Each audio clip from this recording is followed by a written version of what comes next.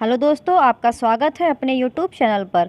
आज हम 16 दिसंबर को हुए CTET 2021 पेपर 1 के CDP के फुल 30 क्वेश्चंस कंप्लीट करेंगे। तो दोस्तों, आपका पहला क्वेश्चन आया था, निम्नलिखित में से कौन सा कथन व्यक्ति के विकास की प्रक्रिया के बारे में सही है। तो आपका फर्स्ट का ऑप्शन तीसरा सही हो जाएगा। विकास की प्रक्रिया में सांस्कृतिक विविधताएँ होती हैं। दोस्तों, अगर आपको ये वीडियोस अच्छे लगें तो चैनल को सब्सक्राइब जरूर कीजिएगा, वीडियो को लाइक भी कर दीजिएगा। आपका सेकंड क्वेश्चन आया था, निम्न में से कौन सा प्रश्न बच्चों में विवेचनात्मक चिंतन को बढ़ावा देने का उदाहरण है। तो आपका सेकंड का ऑप्शन पहला सही हो जाएगा।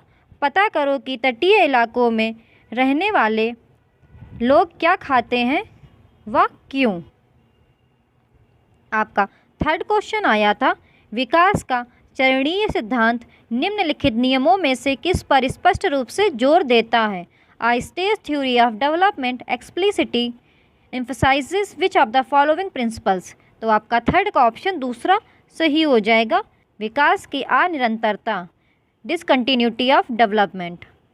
आपका फोर्थ क्वेश्चन आया था, निम्न में से कौन से कारकों द्वारा विद्यालयों में बच्चों का अधिगम से जुड़ाव प्रभावित होता है। तो आपका फोर्थ का ऑप्शन तीसरा सही हो जाएगा। फर्स्ट, सेकेंड, थर्ड और फोर्थ। पारिवारिक सामाजिकरण, समकक्षी संबंध, सांस्कृतिक मूल्य, बच्चों का आत्मसम्मान।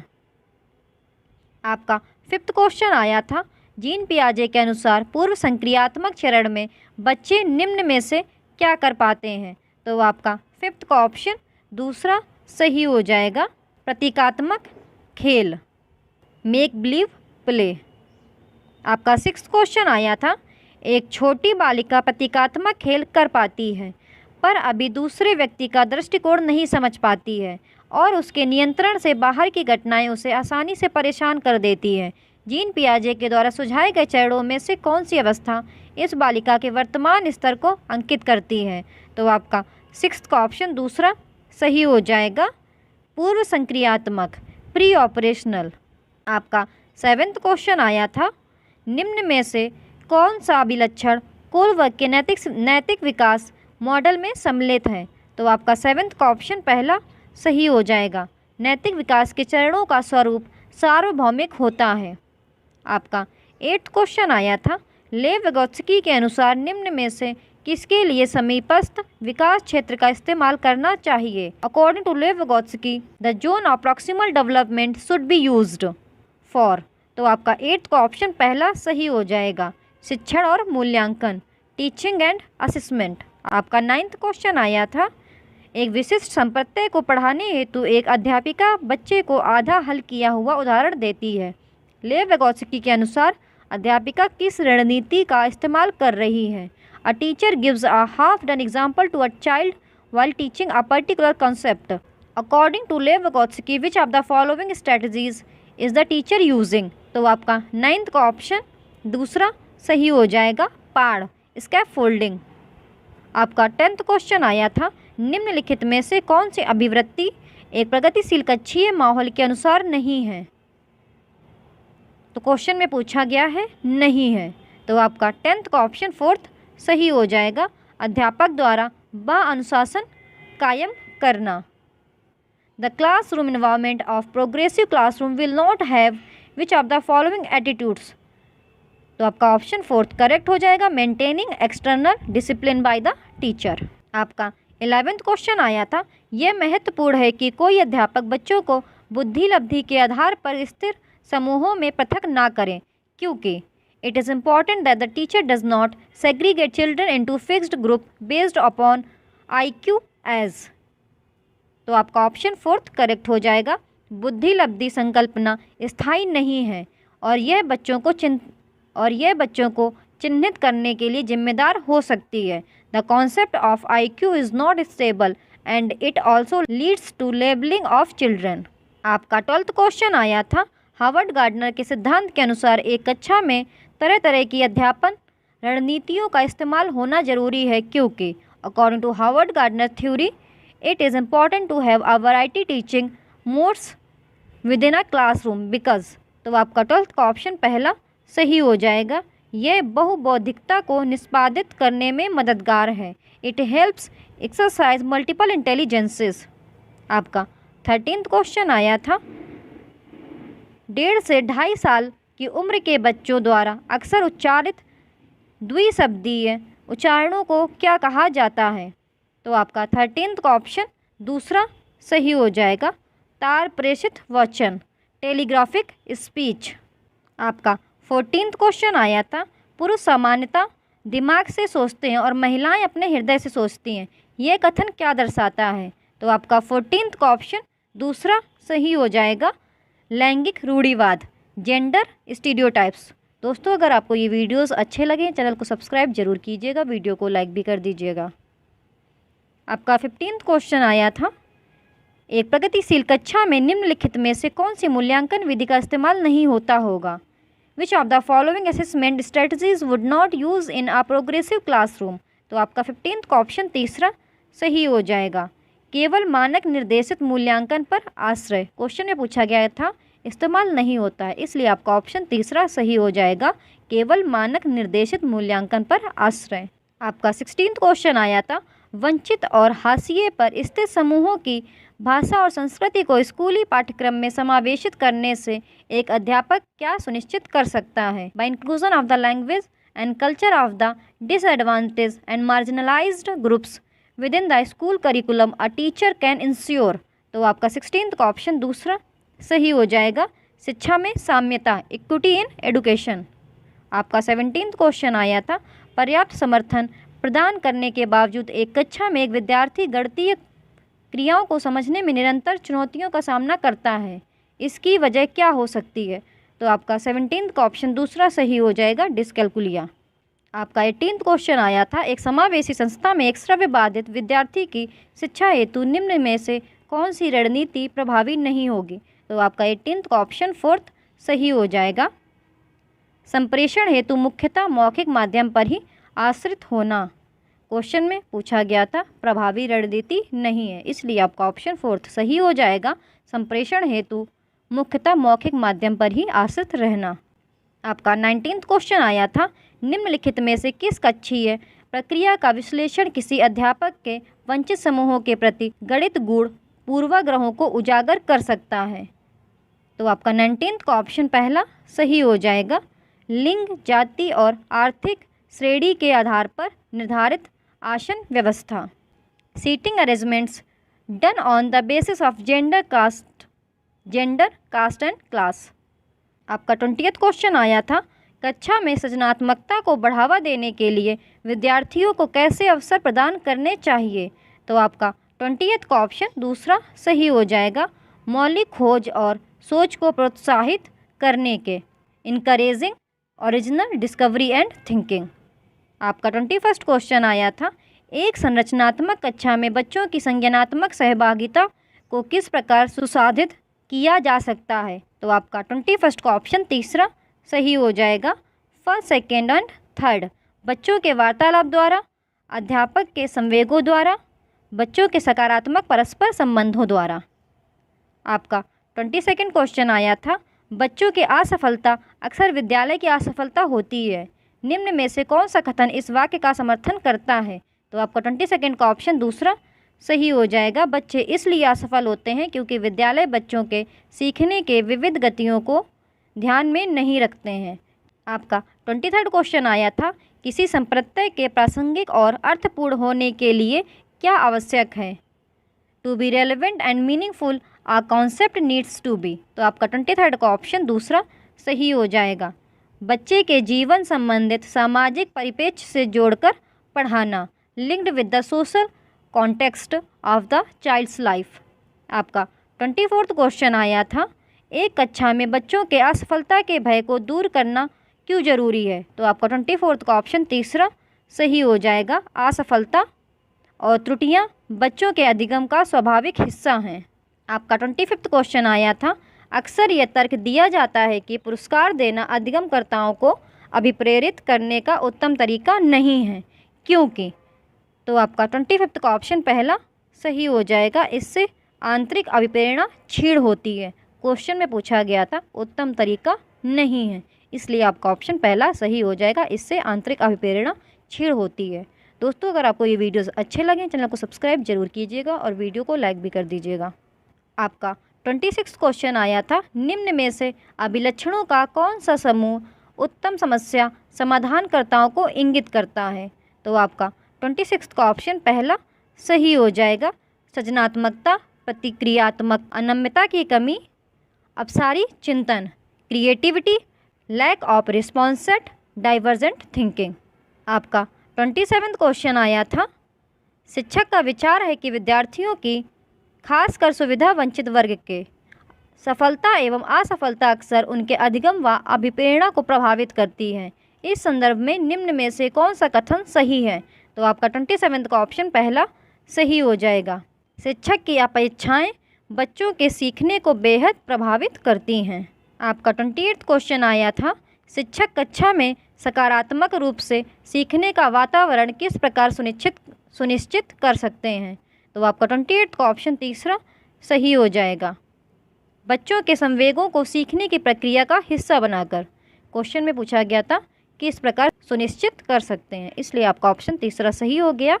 बच्चों के संवेगों को सीखने की प्रक्रिया का हिस्सा बनाकर। आपका 29 क्वेश्चन आया था, क्या एक शिक्षक को कक्षा में एक सत्ताधारी व्यक्ति के रूप में देखा जाना चाहिए जिसे कोई चुनौती ना दे सके? तो आपका 29 का ऑप्शन तीसरा सही हो जाएगा। नहीं, विद्यार्थी ऐसे शिक्षकों से प्रश्न पूछने में हिचकते हैं जिससे उनकी संप्रत्यायिक स्पष्टता में कमी रह जाती है।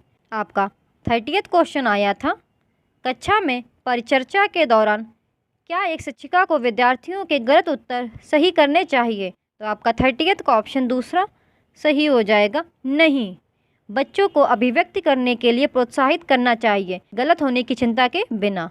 दोस्तों, अगर आपको ये वीडियोस अच्छे लगते हैं, चैनल को सब्सक्राइब जरूर कीजिएगा, वीडियो को लाइक भी कर दीजिएगा। आज हम 20 दिसंबर को हुए CTET 2021 पेपर 1 के फुल 30 क्वेश्चन CDP कंप्लीट करेंगे। आपका पहला क्वेश्चन आया था, which of the following is not a principle of development? निम्नलिखित में से कौन सा विकास का सिद्धांत नहीं है? तो इसमें आपका ऑप्शन पहला करेक्ट हो जाएगा। विकास एक ही दिशा में होता है और एक आयामी है। तो आपका पहले का ऑप्शन पहला सही हो जाएगा। अगर आपको दोस्तों ये वीडियोस अच्छे लगे तो चैनल को सब्सक्राइब जरूर कीजिएगा। आपका दूसरा क्वेश्चन आया था, cephalocaudal principle is applicable in the sphere of cephalocaudal, यानी शीर्षगामी सिद्धांत किसके क्षेत्र में लागू होता है? तो आपका दूसरे का ऑप्शन पहला करेक्ट हो जाएगा, गामक विकास, मोटर डेवलपमेंट। दोस्तों, अगर आपको ये वीडियोस अच्छे लगे तो चैनल को विज़िट ज़रूर कीजिएगा। इस चैनल पर CTET पेपर 1 और पेपर 2 के मोस्ट प्रोबेबली सारी शिफ्टों के सॉल्यूशंस करा दिए गए हैं, तो आप चैनल को विज़िट ज़रूर करें और वीडियोस को देखें। आपका थर्ड क्वेश्चन आया था, dash is a sensitive period pertaining to language development, dash भाषा के विकास से संबंधित एक संवेदनशील अवधि है। तो आपका थर्ड का ऑप्शन दूसरा सही हो जाएगा, प्रारंभिक बचपन, अर्ली चाइल्डहुड पीरियड। आपका फोर्थ क्वेश्चन आया था, dash occurs with the family when children first learn their individual identity, acquire language and develop initial cognitive skills, dash परिवार के भीतर तब होता है जब बच्चे पहली बार अपनी व्यक्तिगत पहचान सीखते हैं, भाषा सीखते हैं और प्रारंभिक संज्ञानात्मक कौशल विकसित करते हैं। तो आपका फोर्थ का ऑप्शन पहला सही हो जाएगा, प्राथमिक सामाजिकरण, प्राइमरी सोशलाइजेशन। आपका फिफ्थ क्वेश्चन आया था, according to the theory of Lawrence Kohlberg at which level is moral thinking based on taking the initial perspective of the society? को लॉरेंस कोलबर्ग के सिद्धांत के अनुसार नैतिक चिंतन किस स्तर पर समाज का प्रारंभिक परिप्रेक्ष्य लेने पर आधारित है? तो आपका फिफ्थ का ऑप्शन दूसरा सही हो जाएगा, पारंपरिक चरण, कन्वेंशनल स्टेज। आपका सिक्स्थ क्वेश्चन आया था, पियाजे के दृष्टिकोण से ज्ञान के मौजूदा निकाय में नई जानकारी लेने की प्रक्रिया कहलाती है। तो आपका सिक्स्थ का ऑप्शन तीसरा सही हो जाएगा, आत्मसातकरण, आसिमिलेशन। आपका सेवेंथ क्वेश्चन आया था, मीना ने शब्दों का उपयोग करना शुरू कर दिया है और यह समझना शुरू कर दिया है कि शब्द वस्तुओं का प्रतिनिधित्व करते हैं। वह भी तार्किक रूप से तर्क करना शुरू कर रही है, हालांकि वह संरक्षण नहीं कर सकती है। जीन पियाजे के अनुसार मीना संज्ञानात्मक विकास की किस अवस्था में है? तो आपका 7th का ऑप्शन पहला सही हो जाएगा, प्री ऑपरेशनल स्टेज, पूर्व संक्रियात्मक अवस्था। जीन पियाजे ने बच्चे के संज्ञानात्मक विकास की अवस्था को 4 भागों में विभाजित किया है। पहली संवेदी गामक अवस्था, जन्म से 2 वर्ष। दूसरी पूर्व संक्रियात्मक अवस्था, 2 से 7 वर्ष या 2 से 6 वर्ष। तीसरी मूर्त संक्रियात्मक अवस्था, 7 से 12 वर्ष। और चौथी अवस्था अमूर्त संक्रियात्मक अवस्था, 12 वर्ष और उससे अधिक। आपका 8th क्वेश्चन आया था, the concept of zone of proximal development has been proposed by, समीपस्थ विकास के क्षेत्र की अवधारणा किसके द्वारा प्रस्तावित की गई है? तो आपका 8th का ऑप्शन 4th करेक्ट हो जाएगा, लेव विगोत्स्की के द्वारा। आपका 9th क्वेश्चन आया था, which statement correctly lays out the fundamental principle of Lev Vygotsky theory? कौन सा कथन लेव विगोत्स्की के सिद्धांत के मूल सिद्धांत को सही ढंग से बताता है? तो इसमें आपका ऑप्शन दूसरा सही हो जाएगा, सीखना एक सामाजिक गतिविधि है, अधिगम एक सामाजिक क्रिया है। आपका 10th क्वेश्चन आया था, an example of pedagogical strategy that would promote meaningful learning is, सार्थक सीखने को बढ़ावा देने वाली शैक्षणिक रणनीति का एक उदाहरण है? तो आपका 10th का ऑप्शन 4th करेक्ट हो जाएगा, केवल सीखने के आकलन के बजाय सीखने के लिए आकलन पर केंद्रित करना, आकलन पर ध्यान केंद्रित करना। आपका 11th क्वेश्चन आया था, which one of the following developmental theories advocates that cognitive development proceeds symbolic language development in a child? निम्नलिखित में से कौन सा विकासात्मक सिद्धांत इस बात की वकालत करता है कि संज्ञानात्मक विकास एक बच्चे में प्रतीकात्मक भाषा के विकास से पहले होता है? तो इसमें आपका ऑप्शन पहला सही हो जाएगा, पियाजे का संज्ञानात्मक विकास सिद्धांत। आपका 12th क्वेश्चन आया था, which of the following is not an effective practice adopted by a teacher in the classroom to address gender stereotype? निम्नलिखित में से कौन सा एक शिक्षक द्वारा जेंडर रूढ़ियों को दूर करने के लिए कक्षा में अपनाई जाने वाली प्रभावी प्रथा नहीं है? तो आपका 12th का ऑप्शन दूसरा सही हो जाएगा, कक्षा में लड़के और लड़कियों के बैठने की अलग अलग व्यवस्था करना। आपका 13th क्वेश्चन आया था, पारो अपने पिता की बढ़ईगिरी की दुकान में मदद करती है, जहां वह अपने पिता द्वारा सिखाई गई तकनीकों का उपयोग करके लकड़ी के ब्लॉकों को सफलतापूर्वक मापती है। उसे हाल ही में EWS योजना के तहत एक पब्लिक स्कूल में भर्ती कराया गया है, जहां वह शैक्षणिक मांगों को पूरा करने में असमर्थ है। विशेष रूप से इस स्थिति में शिक्षक को चाहिए। तो आपका 13th का ऑप्शन तीसरा सही हो जाएगा, पारो के लिए पाठचर्या और अध्ययन सामग्री को प्रासंगिक बनाना, स्कूल के बाहर जैसे गणितीय अनुभवों को एकीकृत करना या उनका समावेशन करना चाहिए। आपका 14th क्वेश्चन आया था, sensitivity to the sound rhythms and meaning of words characterize which type of intelligence? ध्वनियों, लय और शब्दों के अर्थ के प्रति संवेदनशीलता किस प्रकार की बुद्धि की विशेषता है? तो आपका 14th का ऑप्शन तीसरा सही हो जाएगा, लिंग्विस्टिक, भाषाई। आपका 15th क्वेश्चन आया था, एक सामाजिक रचनात्मक कक्षा में मूल्यांकन के कौन से तरीके पसंद किए जाएंगे? तो आपका 15th का ऑप्शन पहला करेक्ट हो जाएगा, सहयोगात्मक परियोजनाएं। आपका 16th क्वेश्चन आया था, सतत और व्यापक मूल्यांकन में निरंतर पहलू का तात्पर्य है? तो आपका 16th का ऑप्शन पहला सही हो जाएगा, शिक्षण अधिगम के दौरान विभिन्न उपकरणों का प्रयोग करते हुए बच्चों को निरंतर अवलोकन और सहायता। आपका 17th क्वेश्चन आया था, students should be encourage to set dash goals, छात्रों को डैश लक्ष्य निर्धारित करने के लिए प्रोत्साहित किया जाना चाहिए। तो आपका 17th का ऑप्शन पहला सही हो जाएगा, मैस्ट्री ओरिएंटेड, महारत उन्मुख लक्ष्य। विच of the following is a principle of inclusion? निम्नलिखित में से कौन सा समावेशन का सिद्धांत है? तो आपका 18th का ऑप्शन तीसरा सही हो जाएगा, व्यक्तिगत मतभेदों की स्वीकृति या व्यक्तिगत विभिन्नताओं को स्वीकार करना। आपका 19th क्वेश्चन आया था, a child who has partial vision, आंशिक दृष्टि वाला बच्चा। तो आपका 19th का ऑप्शन तीसरा सही हो जाएगा, समावेशी प्रावधानों के साथ एक नियमित स्कूल का हिस्सा बनना चाहिए। आपका 20th क्वेश्चन आया था, which of the following practices will support creativity in a classroom, निम्नलिखित में से कौन सी प्रथा कक्षा में रचनात्मकता का समर्थन करेगी। तो आपका 20th का ऑप्शन फोर्थ करेक्ट हो जाएगा, फर्स्ट, सेकेंड एंड फोर्थ। कल्पनाशील उत्तरों की स्वीकृति, विचार मंथन पर जोर, असहमति के प्रति सहिष्णुता।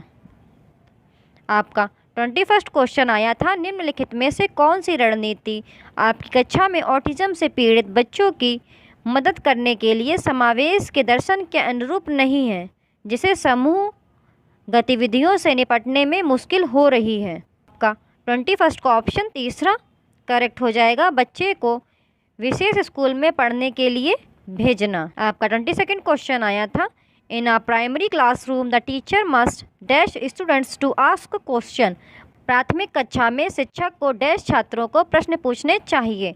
तो आपका 22nd का ऑप्शन पहला सही हो जाएगा, प्रोत्साहित करने के लिए, प्रोत्साहित करें। आपका 23rd क्वेश्चन अजर्शन एंड रीजन वाला आया था। तो आपका अभिकथन दिया गया था, पाठ ज्ञान को पुनः पेश करने की उनकी क्षमता के निर्माण की बजाय स्कूलों को बच्चों को उनकी आवाज़ खोजने, उनकी जिज्ञासा को विकसित करने, चीज़ों को करने, प्रश्न पूछने, चर्चा में शामिल होने और समूह कार्य करने में सक्षम बनाना चाहिए। कारण दिया गया था, सीखना अपने स्वरूप में सक्रिय और सामाजिक है। तो आपका 23rd का ऑप्शन पहला सही हो जाएगा, ए और आर दोनों सत्य हैं और आर ए की सही व्याख्या है।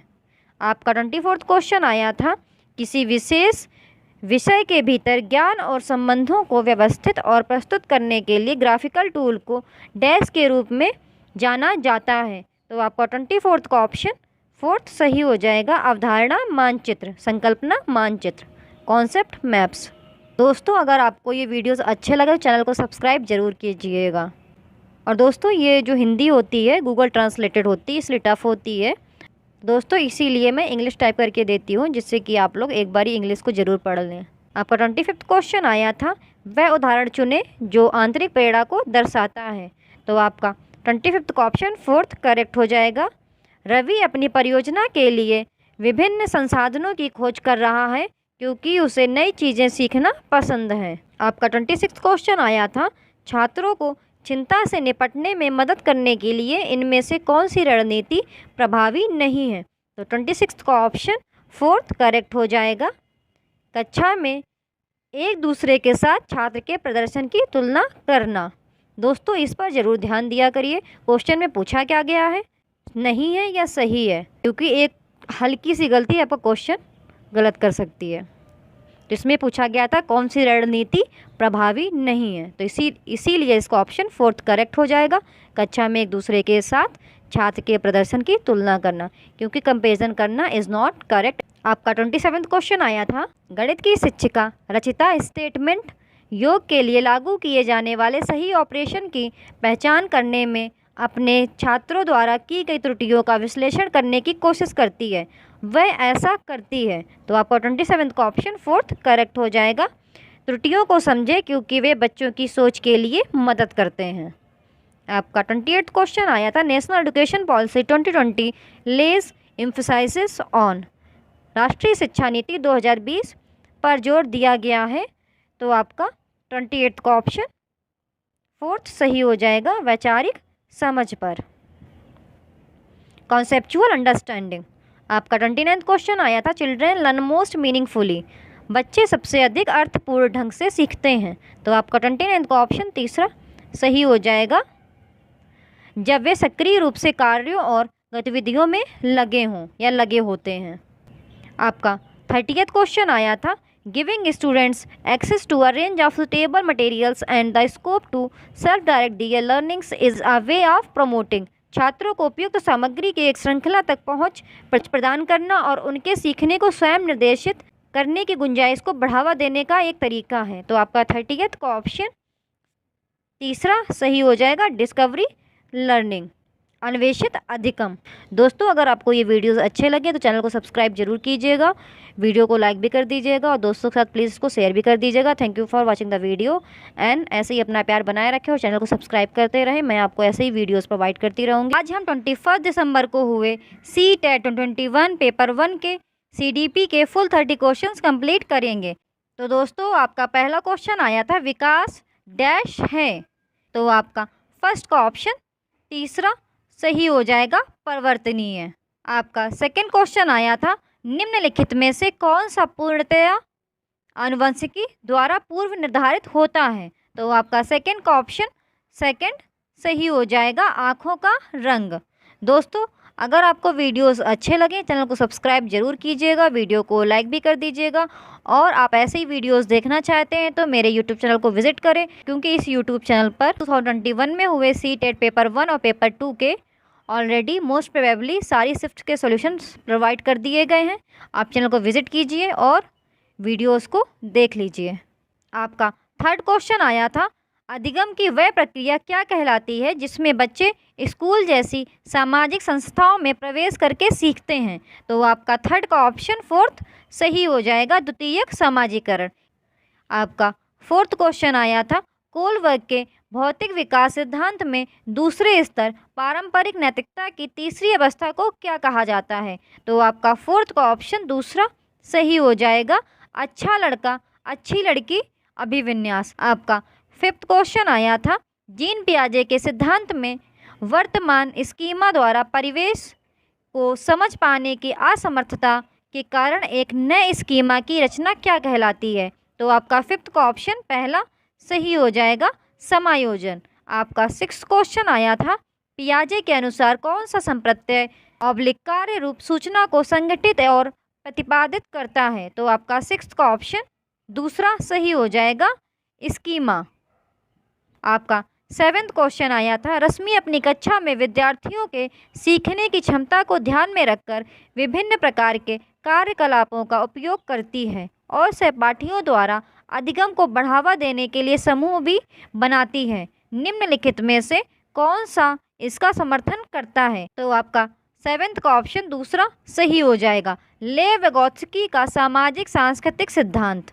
आपका एट्थ क्वेश्चन आया था इनमें से कौन से अध्यापक द्वारा पाड़ का उदाहरण नहीं है, पाड़ मतलब स्कैफोल्डिंग, तो आपका एट्थ का ऑप्शन दूसरा सही हो जाएगा, रटना। आपका नाइन्थ क्वेश्चन आया था निम्न में से कौन सी शिक्षा शास्त्रीय पद्धति एक संरचनावादी कक्षा के लिए उपयुक्त नहीं है, तो आपका नाइन्थ का ऑप्शन तीसरा सही हो जाएगा, वेधन व दोहराव, ड्रिल एंड रिकॉल।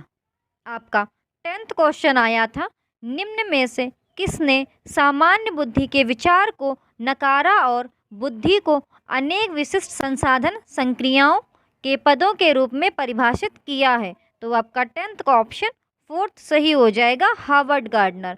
आपका 11th क्वेश्चन आया था एक संरचनावादी कक्षा में निम्न में से किस पर महत्व दिया जाना चाहिए, तो आपका 11th का ऑप्शन दूसरा सही हो जाएगा, संरचनात्मक मूल्यांकन।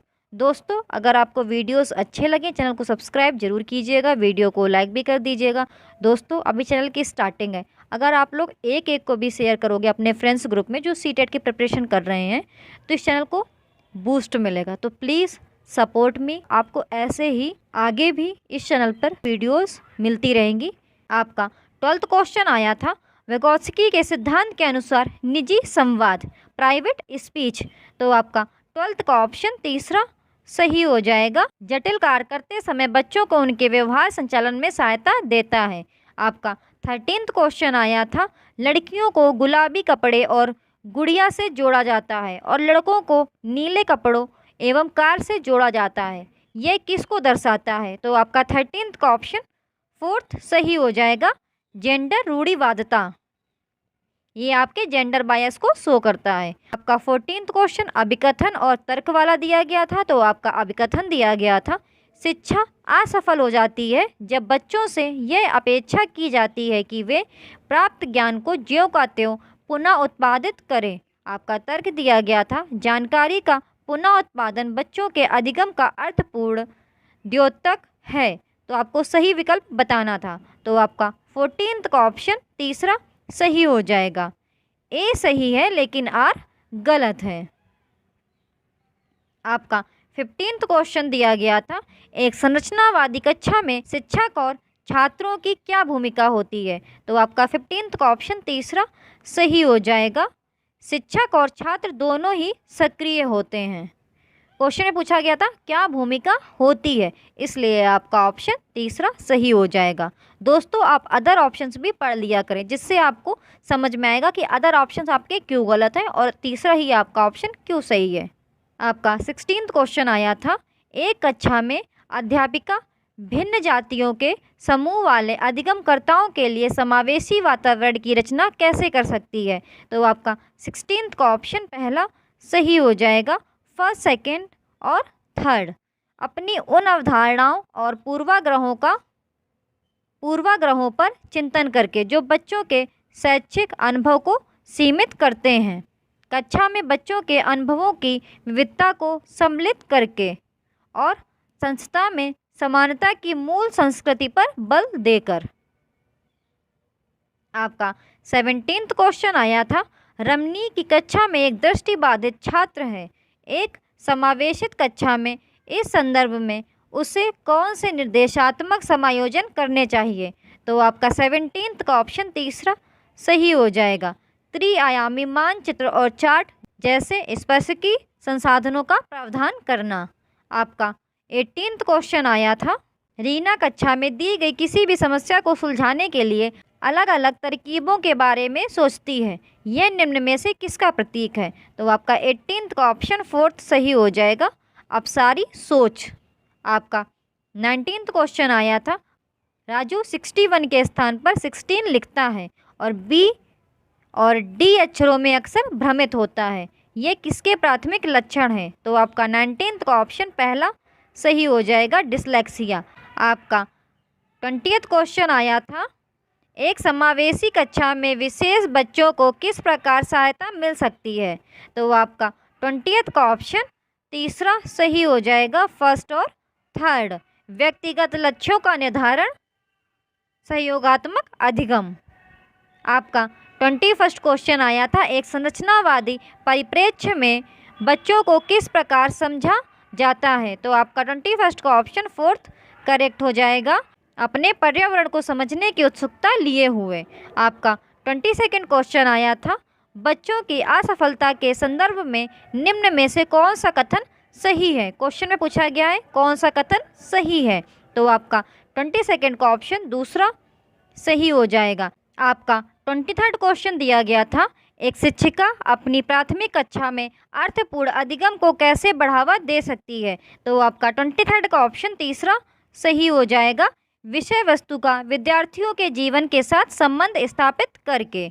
आपका 24th क्वेश्चन पूछा गया था अनुपमा अपनी कक्षा में विज्ञान पढ़ाते हुए गणित के संप्रतियों के साथ संबंध बनाती है, इस प्रकार का शिक्षा शास्त्र, तो आपका 24th का ऑप्शन पहला सही हो जाएगा, अधिगम के स्थानांतरण और अंतः विषयात्मक अधिगम को बढ़ावा देगा। आपका 25th क्वेश्चन पूछा गया था निम्नलिखित जानकारियाँ किस स्मृति में संगठित होती हैं, तो आपका 25th का ऑप्शन दूसरा सही हो जाएगा, दीर्घ अवधि स्मृति। आपकी जानकारियाँ दी गई थी बाइक चलाने की प्रक्रिया, धुले कपड़ों को तय करने की प्रक्रिया, 7 वर्ष की उम्र में एक पेड़ पर चढ़ने का अनुभव, तो आपका ऑप्शन 25th का दूसरा सही हो जाएगा, दीर्घ अवधि स्मृति।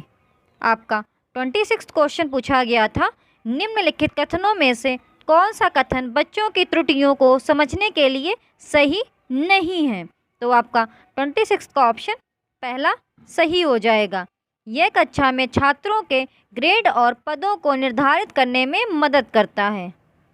आपका 27th क्वेश्चन पूछा गया था किस प्रकार की अभिप्रेरणा उन गतिविधियों से जुड़ी है जो अपने आप में आनंददायक व संतोषजनक हैं, तो आपका 27th का ऑप्शन पहला सही हो जाएगा, आंतरिक अभिप्रेरणा। आपका 28वां क्वेश्चन पूछा गया था, शिक्षक की अपने विद्यार्थियों से अपेक्षाएं। तो आपका 28 का ऑप्शन पहला सही हो जाएगा, उनके अधिगम पर महत्वपूर्ण प्रभाव डालती हैं। दोस्तों आप अदर ऑप्शंस भी पढ़ लिया करें, क्यों ऑप्शंस अदर वाले गलत हैं। आपका 29वां क्वेश्चन पूछा गया था, बाल केंद्रित कक्षा का सृजन कैसे किया जाता है। तो आपका 29वां का ऑप्शन पहला सही हो जाएगा, शिक्षार्थियों को उनके निष्पादन के बारे में समय पर प्रतिपुष्टि देकर। आपका 30वां क्वेश्चन पूछा गया था, राष्ट्रीय शिक्षा नीति 2020 क्या प्रस्तावित करती है। तो आपका 30वां का ऑप्शन तीसरा सही हो जाएगा, फर्स्ट, सेकंड और फोर्थ। विद्यालय की पाठचर्या की विषय वस्तु में कटौती, विद्यालय की पाठचर्या के लचीलेपन में वृद्धि, विवेचनात्मक चिंतन को महत्व देना। दोस्तों अगर आपको ये वीडियोस अच्छे लगते हैं चैनल को सब्सक्राइब जरूर कीजिएगा, वीडियो को लाइक भी कर दीजिएगा। आपको इस यूट्यूब चैनल पर ऐसे ही वीडियोस मिलते रहेंगे, आप यूट्यूब चैनल को सब्सक्राइब जरूर कर लीजिए। आज हम 22 दिसंबर को हुए CTET 2021 पेपर 1 के CDP के फुल 30 क्वेश्चंस कंप्लीट करेंगे। तो दोस्तों आपका पहला क्वेश्चन आया था, विकास के किस क्षेत्र का संबंध बौद्धिक क्षमताओं जैसे कि ध्यान, स्मृति, समस्या समाधान, कल्पना और सृजनात्मकता से है। तो आपका फर्स्ट का ऑप्शन दूसरा सही हो जाएगा, संज्ञानात्मक क्षेत्र। आपका सेकंड क्वेश्चन पूछा गया था, सना ने अपनी कमीज का बटन बंद करने व कलम पकड़ना सीखने से पहले गिलास और बोतल पकड़ना सीख लिया है, यह उदाहरण किस ओर संकेत करता है। तो आपका सेकंड का ऑप्शन तीसरा सही हो जाएगा, विकास की दिशा अधोगामी है। आपका थर्ड क्वेश्चन पूछा गया था, बच्चों का विकास इनमें से किसका परिणाम है। तो आपका थर्ड का ऑप्शन फोर्थ करेक्ट हो जाएगा, आनुवांशिकता और पर्यावरण के बीच परस्पर अंतर क्रिया का। दोस्तों अगर आपको ये वीडियोस अच्छे लगते हैं चैनल को सब्सक्राइब जरूर कीजिएगा, वीडियो को लाइक भी कर दीजिएगा। और आप ऐसे ही वीडियोस देखना चाहते हैं यूट्यूब चैनल को विजिट करें। इस यूट्यूब चैनल पर CTET पेपर 1 और पेपर 2 के मोस्ट प्रोबेबली सभी शिफ्टों के सॉल्यूशंस प्रोवाइड कर दिए गए हैं, तो आप यूट्यूब चैनल को विजिट ज़रूर करें और शिफ्टों के सॉल्यूशन उसमें देख लीजिए। आपका फोर्थ क्वेश्चन पूछा गया था, निम्न में से कौन सा कारक सामाजिकरण का कारक नहीं है। तो आपका फोर्थ का ऑप्शन फोर्थ करेक्ट हो जाएगा, सरकार। आपका फिफ्थ क्वेश्चन पूछा गया था, हेंज की दुविधा पर बच्चों की प्रतिक्रिया के आधार पर लॉरेंस कोलबर्ग ने किस विकास की विभिन्न अवस्थाओं को प्रतिपादित किया है। तो आपका फिफ्थ का ऑप्शन पहला सही हो जाएगा, नैतिक विकास। आपका सिक्स्थ क्वेश्चन पूछा गया था, 9 वर्षीय लीला ने बटनों के संग्रह को उनके माप के अनुसार वर्गीकृत किया, फिर उसने सभी समूह के बटनों को एकत्रित किया, फिर उन्हें उनके छिद्रों के आधार पर पुनः वर्गीकृत किया। जीन पियाजे के संज्ञानात्मक विकास के सिद्धांत के अनुसार लीला विकास की डैश अवस्था पर है। तो आपका सिक्स्थ का ऑप्शन तीसरा सही हो जाएगा, मूर्त संक्रियात्मक। आपका सेवेंथ क्वेश्चन पूछा गया था, जब बच्चे अपने अनुभवों को अपने वर्तमान स्कीमा में समाहित करते हैं तो यह डैश कहलाता है। तो आपका सेवेंथ का ऑप्शन पहला सही हो जाएगा, आत्मसातीकरण। आपका एट्थ क्वेश्चन पूछा गया था, लेव विगोत्स्की के संज्ञानात्मक विकास के सिद्धांत को डैश कहा जाता है, क्योंकि वे तर्क देते हैं कि बच्चों का अधिगम एक संदर्भ में होता है। तो आपका एट्थ का ऑप्शन तीसरा सही हो जाएगा, सामाजिक सांस्कृतिक। आपका नाइन्थ क्वेश्चन पूछा गया था, जब कोई अध्यापिका किसी विद्यार्थी को उसके विकास के निकटस्थ क्षेत्र पर पहुंचाने के लिए सहायता को उसके निष्पादन के वर्तमान स्तर के अनुरूप ढालती है, तो अध्यापिका किस नीति का प्रयोग कर रही है।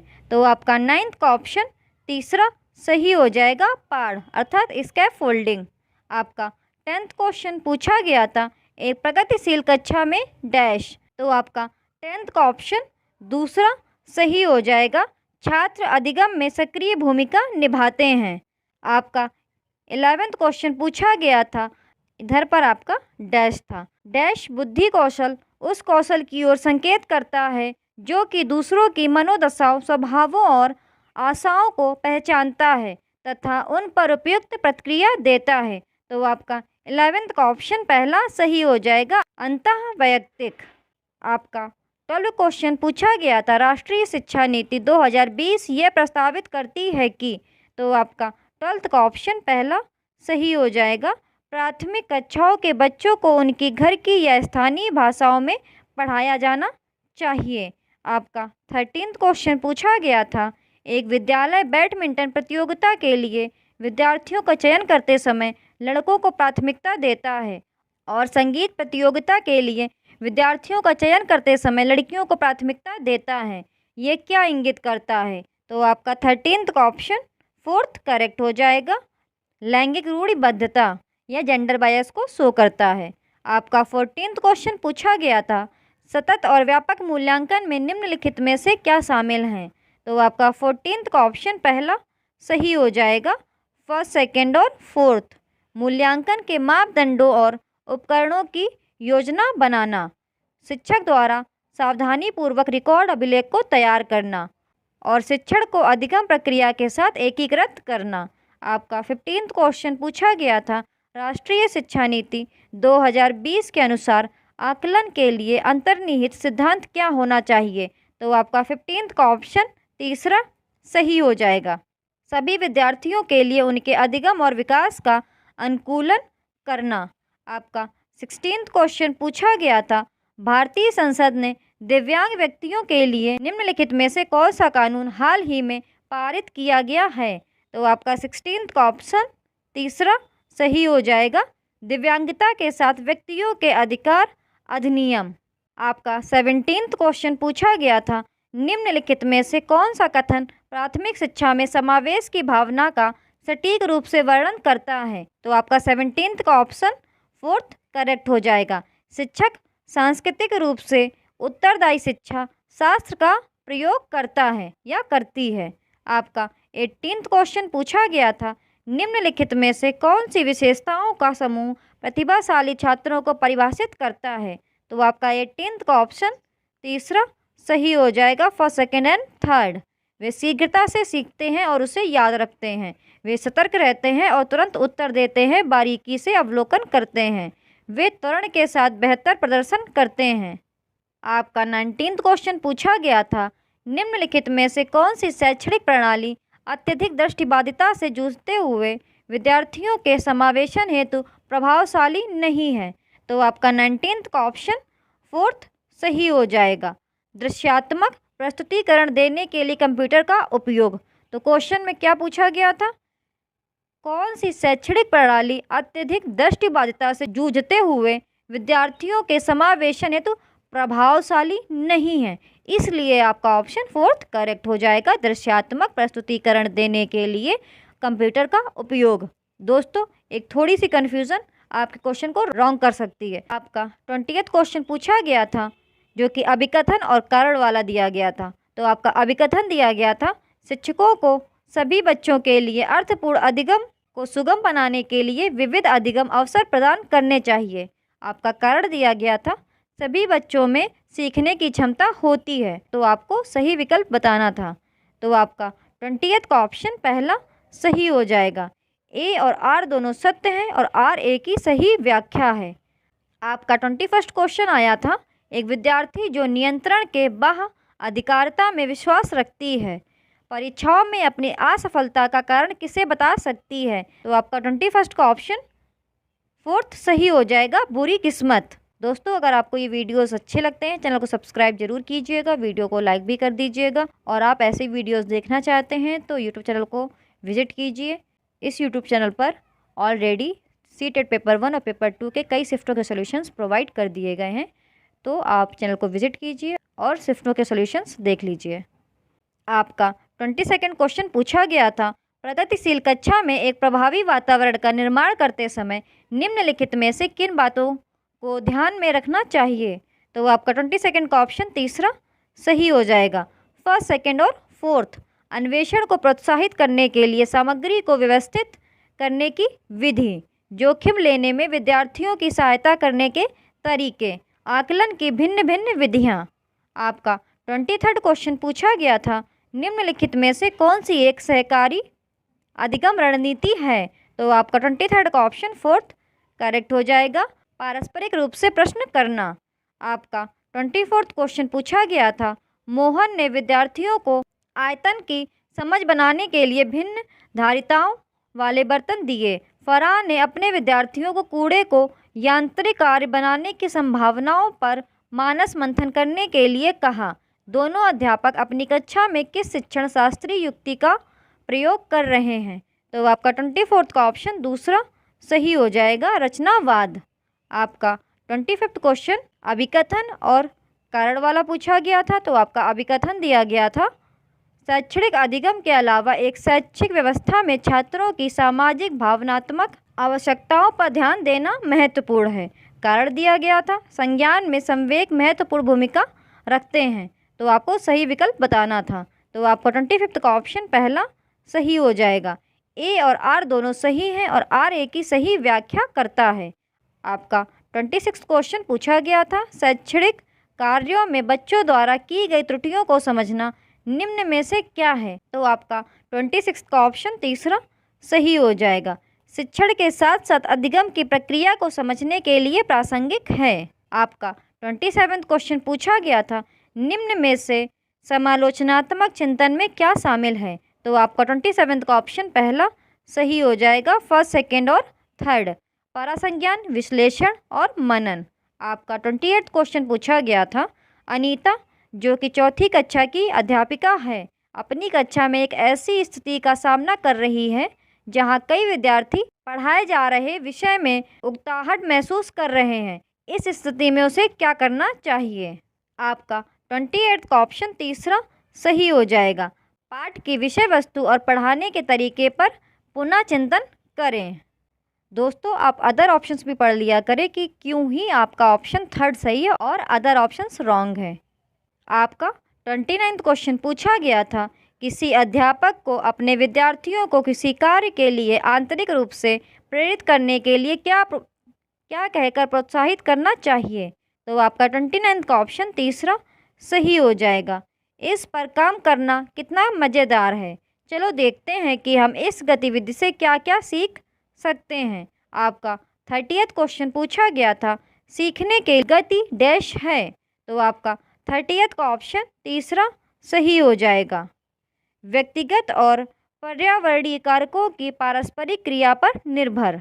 अगर आपको ये वीडियोस अच्छे लगते हैं, चैनल को सब्सक्राइब जरूर कीजिएगा, वीडियो को लाइक भी कर दीजिएगा, और आप ऐसी वीडियोस देखना चाहते हैं तो चैनल को विज़िट कीजिए और सभी शिफ्टों के सॉल्यूशंस देख लीजिए।